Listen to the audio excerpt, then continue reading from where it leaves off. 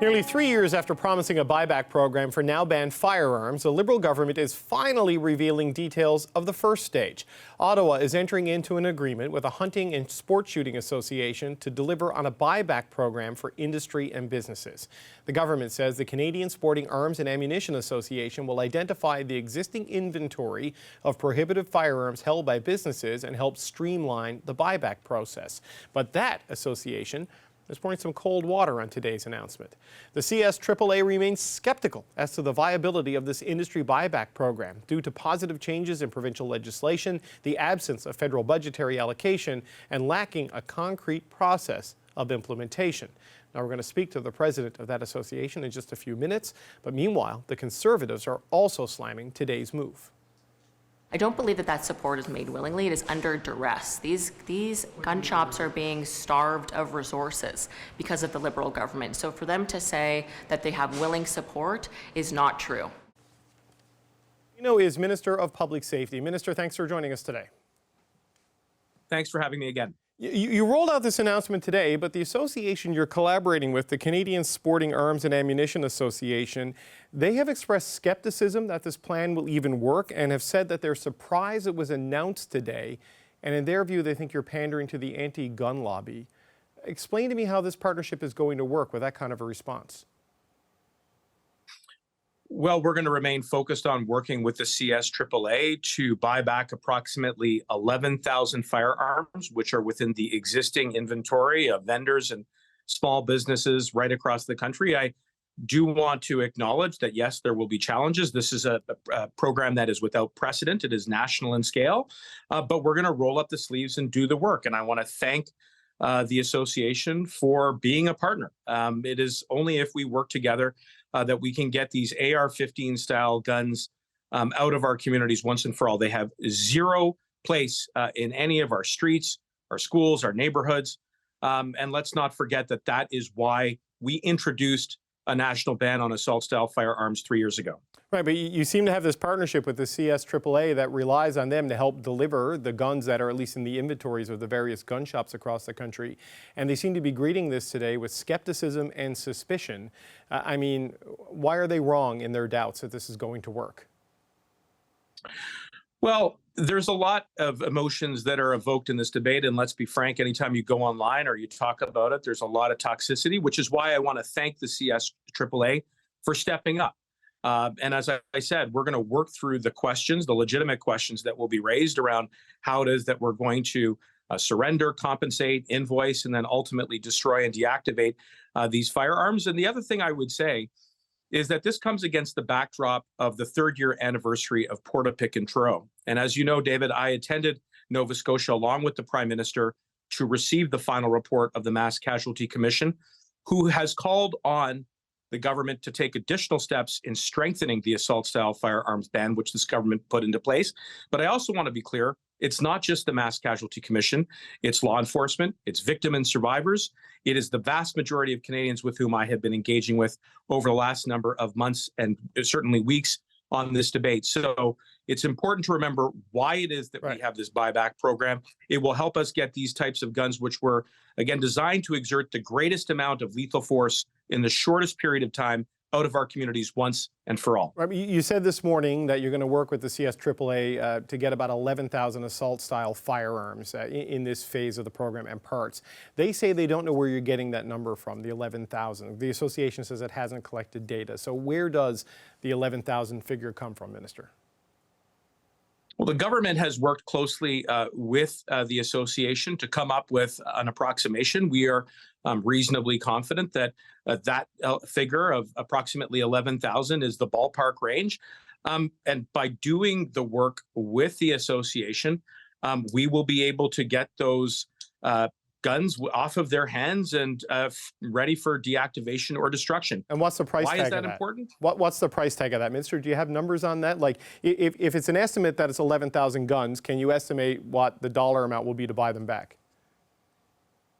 It's a fair question. We're studying that issue very carefully. It will depend very much on exactly the make and the model of the gun. So, look, the fact that the association has put pen to paper and is a contract partner is a reflection, I think, of the goodwill and faith to work through what has been a very challenging issue, but a vital component of our government's overall plan to tackle gun violence. And it's not just policies like the national ban on assault-style firearms and the buyback program. It's also the national handgun freeze and Bill C-21. So I'm confident that with good partners like the association that we can do this work, and we'll take it to the next steps of making sure that we get these particular types of firearms out of our streets and out of our communities. So this phase of buying back, guns that are in inventory in shops that haven't been sold, you can see how that can work, and it's just negotiating a price with the businesses. But on the buyback program for individual owners, who people already have the guns, you promised this in the 2019 election. You promised it in May of 2020 when you gave the order. Here we are 3 years later, and we still don't have the buyback program for individual gun owners. I mean, when are we going to see this after all of these years of discussion and promising? Well, that will be the next phase, which is to work very closely with individual gun owners. And it is going to take, I think, a very collective effort, not just among gun owners, but equally with law enforcement. By the way, law enforcement and most recently 2 police associations in Quebec have come out in support of our national ban on assault-style firearms and indeed have asked us to go further, as did the Mass Casualty Commission. But let's not overlook the important milestone that we are achieving today. You're right. This has been a long-standing commitment of the government. And what we are showing today, David, is our ability to materialize that progress and begin the process by working in conjunction with vendors and small businesses and a coordinator and a partner in the association to get those assault-style firearms out of our communities for good. Right. So I know you're looking at that milestone, but there is also this deadline, right? That the amnesty that protects owners who have these now prohibited firearms, it expires in just 6 months, and we don't have the buyback program yet for them. So will your government extend that amnesty order? Because based on how things have gone so far, there's no guarantee that the program will be in place by this fall. Well, you're absolutely right that there is a sense of urgency to this work. And I think by having in place a contract and an agreement with the association, the CSAAA, that allows us to streamline and be as efficient as possible in collecting approximately 11,000 guns that fall under the category of assault-style firearms. That's not insignificant first bite out of the apple, if I could put it that way. But beyond that, we're going to continue to focus on our partnerships with law enforcement, with provinces and territories, and with gun owners themselves. And the many conversations that I have had with the vast majority of Canadians are dedicated to playing their role in keeping our communities safe. I get that, but the CSAAA is not going to help you with the individual gun owner buyback. They've made that very clear in their public statements today, and we are facing this October deadline. So do you think you'll have the program up and running by then, or will you have to extend the amnesty order so that people who own guns right now won't be turned into criminals when that deadline hits? Well, as I said, we're working around the clock on this. Today's a significant milestone. I would also highlight that in Budget 2023, we've allocated nearly $30 million to set up a platform, which will begin in partnership with the association, focusing on vendors, which is phase 1. But then we hope to expand the capacity of that platform so that we can have a service delivery that is efficient for individual gun owners. So you're right. This is a very important program. It's national in scale. It is without precedent. But what we've shown is that we can begin to make good on seeing that program become a reality today. Okay, so Minister, you also, just as a final point, you signaled today and this week that your government is going to bring back legislation to deal with what you tried to do through amendments to C-21 to ban even more firearms, but doing it in a way that protects hunters, for example.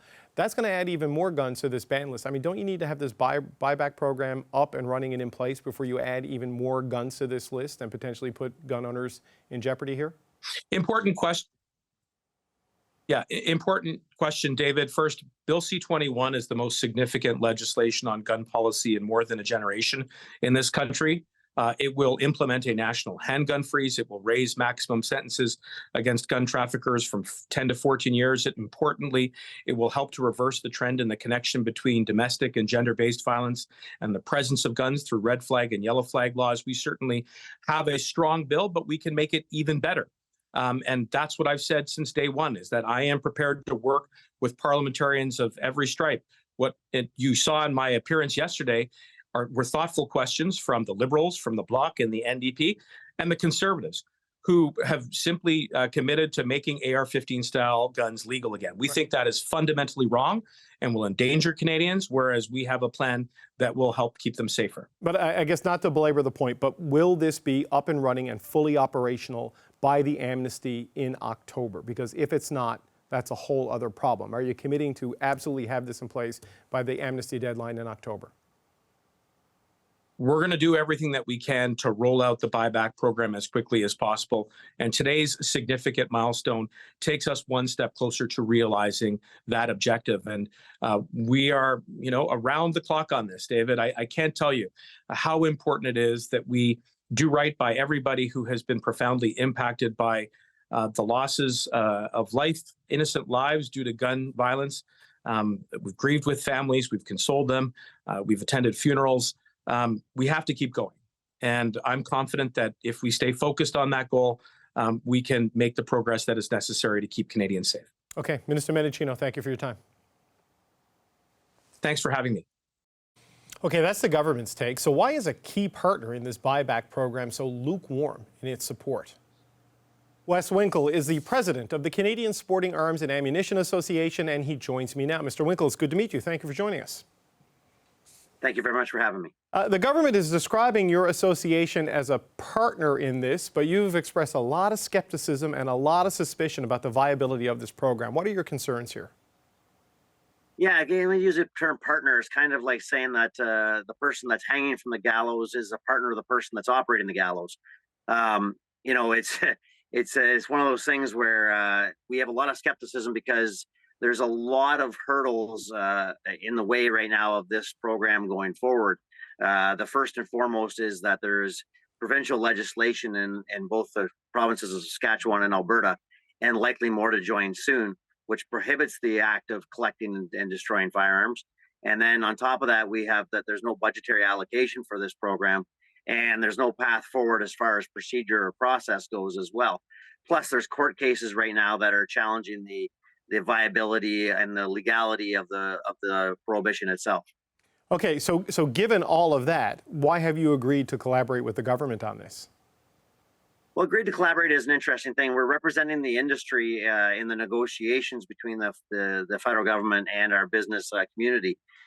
We have a really unique situation, whereas the firearms that were prohibited are registered to our businesses, and of course, the federal government knows that they're there, and they have prohibited this inventory.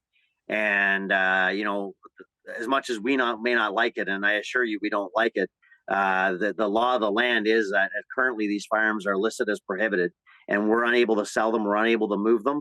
And right now our businesses have to pay to store these firearms and pay to insure these firearms. And, the business would like nothing better than to get compensated for this and to get the firearms off their books. Right, so this is a defensive partnership. Basically, you're over a barrel here. You've got inventory that's costing you money, and if you can't sell it, you want to make sure your interests are protected. So do you have a sense? I heard Minister Mendicino said today 11,000 weapons is what they anticipate are in the inventories of your membership. Does that number ring true to you? Do you know where that came from? Yeah, that number we believe is the number of the restricted firearms that are registered to the businesses, which of course would be the AR-15 specific guns. But keeping in mind that there's 1,800 makes and models have been added afterwards, that number I believe to be much, much greater than the 11,000 the minister mentioned. Right. So how much do you think this is all going to cost? I mean, if it's more than 11,000 and they're going to have to compensate you to give this up, I mean, what do you think the price tag of this is going to be? We do believe it's going to stretch into the billions of dollars. The businesses are looking to get compensated not just for the value of the inventory at retail, but also for the storage costs, for the insurance cost, for the cataloging process, the transportation, the destruction process, the accessories that go with the firearms as far as parts and accessories. So the number I do believe will travel into the billions of dollars. And taxpayers are going to have to pay the burden for that if we don't get a change in policy from the federal government. Are you resigned that this is just the way it's going to be now? Because I know clearly, I mean, you're in this life, you're in this business, this is how you make your living. You don't want to see these product lines go away, I would imagine, sir. So have you just accepted that this is the way it's going to be now, and you just have to find the best way to mitigate your losses as best you can?